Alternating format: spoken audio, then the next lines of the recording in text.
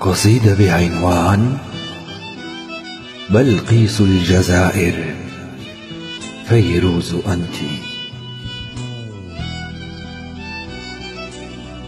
بلقيس الجزائر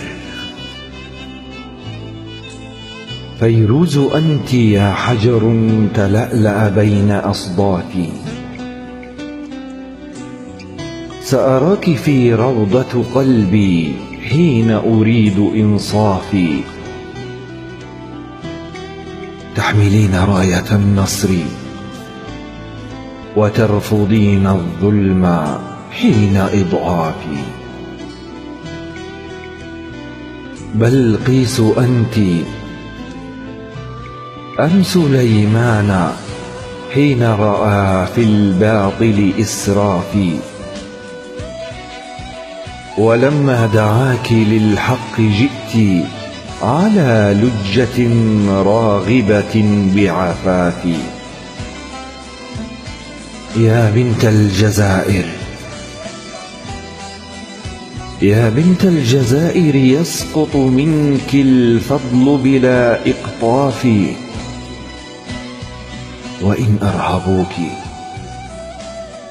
وإن أرهبوك دمت واثقة من خطاك ولا تخافي. في ميادين العلم سيرت على هدى العظماء من الأسلاف. وفي ميادين العدل صوتك يعذب للجمع بلا إعزاف. وفي ميادين الجمال وجهك تجلى للكمال بلا تحريف. ومع الفصحاء تكتبين على سطور الأدب بلا إسفاف. وبين الناقدين تقبلين النقد برحب بلا إجحاف. أبهرت عيون العاشقين حين تبدين أبهرت عيون العاشقين حين تبدين جمالك بلا إتراف. سحرك تنزل من مجرات السماء في قلوبنا بلا أهداف. وظلك تمدد على عرش النساء حين ترفع عن الأوصاف.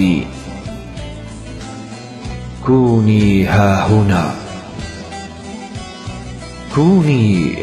هنا نراك في أحلامنا يا ملاك النائمين ومناط الحالمين. إذا حل الظلام نريد منك الإنصاف. بلقيس الجزائر فيروز أنت. كلمات المفكر المصري مصطفى سالم. إلقاء الكاتب وجيه الأطرش.